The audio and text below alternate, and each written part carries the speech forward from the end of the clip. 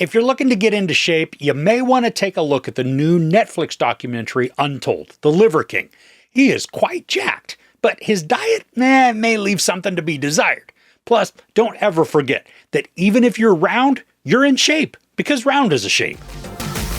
The Liver King built an online fitness empire by devouring raw meat and promoting an all-natural ancestral lifestyle, with the muscles to back it up. This documentary unravels the wild story of the Liver King's rapid rise to internet fame and the controversy that soon followed. So this is a pretty quick watch at just 80 minutes. It follows the internet phenomenon The Liver King as he built his nutritional and lifestyle brand by claiming to eat liver and other organs, pursuing what he described as an ancestral or primal way of life.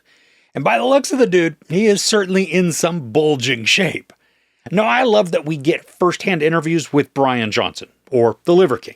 He's a lot like you might expect. I mean, he's brimming with machismo and this puffed-up rooster mentality, strutting around, showing off not only his physique, but also how his surroundings match his persona. I mean, at times, it's kind of laughable and even ridiculous because the dude just has guns and knives displayed all throughout his house.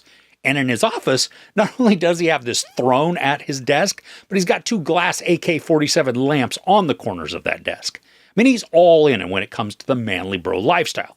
And we get to watch him raise his two sons in this way also, with the full support of his wife. They also take part in the interviews, which I think helps to make it seem slightly less like brainwashing and more like just a family persona.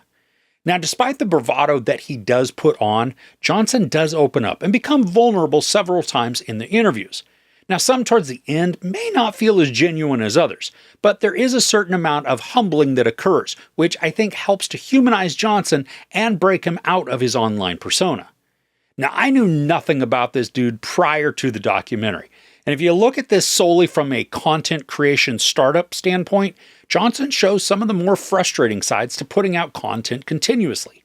He hits on the repetition, the stage fright, even the extreme lack of confidence that nobody else sees because it's edited out of the final product. But even when he does start to let his guard down and feel more human, that wall goes back up fairly quickly, only giving us a glimpse of what could be perceived as weakness before that macho chest pounding comes back. The documentary does a good job of collecting a large amount of video footage that illustrates Johnson's rise to fame as the Liver King. We get to watch some of the early videos and photos, which are then complemented by his appearances with Joe Rogan, the Paul brothers, and various other podcasts where they are all about the male power and claiming dominance over gender.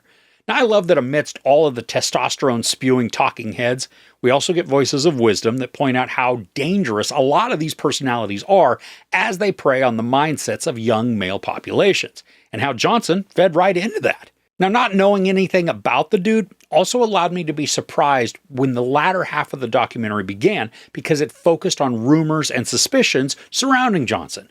It's interesting to hear from the Liver King, his wife, and his management as to what was going on through their minds when controversy started to arise.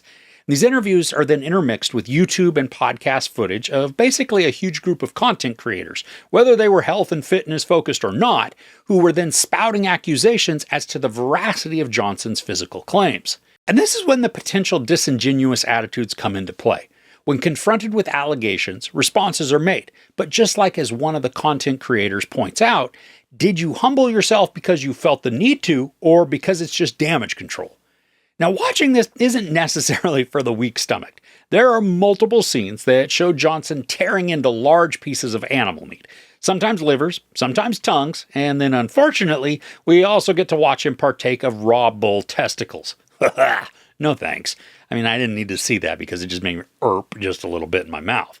The fact that he ropes his family into the act also makes for some interesting watching. I mean, are the kids willingly taking part, or are they just required to for the brand? Either way, I would be noping out of that family snack time. Now, while watching some of this, it is hard to determine if what we're seeing is parody or if it's truly a lifestyle that Johnson believes in. I mean, obviously, his online persona lives this way for the camera, but because we never get to watch him from an unobserved perspective, it's difficult to determine if this is real life or if this is fantasy. I mean, I don't think we ever see the guy with a shirt on, say from some early photos before he became the Liver King. And even when he's meeting people, going on podcasts, walking through New York, the dude doesn't ever wear a shirt. And if I was ripped like that, I mean, I'd probably avoid shirts too.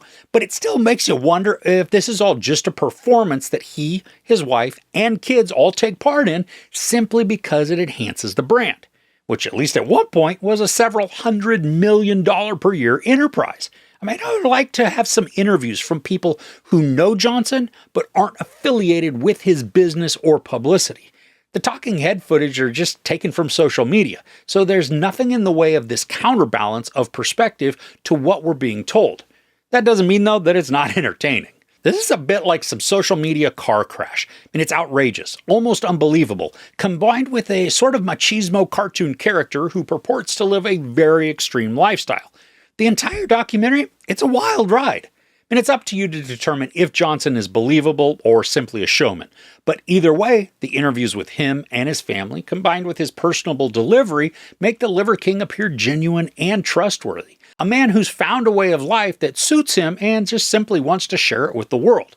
And aside from being a short watch, this does a great job of showcasing some of the extreme mentalities that make up the fitness and health content corners of social media, highlighting the radical, intense, sometimes harmful advice that they push on followers.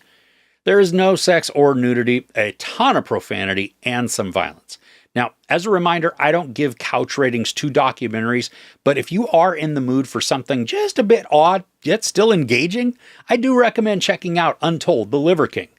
Okay, do you follow any health or fitness influencers? Do you feel that they're genuine or they're just simply acting for their platform? I would love to hear your opinions in the comments below. If you enjoyed this review, please give it a like. Also, don't forget to share and subscribe. I'm Chris. This is Movies and Munchies. Thanks for couching with me.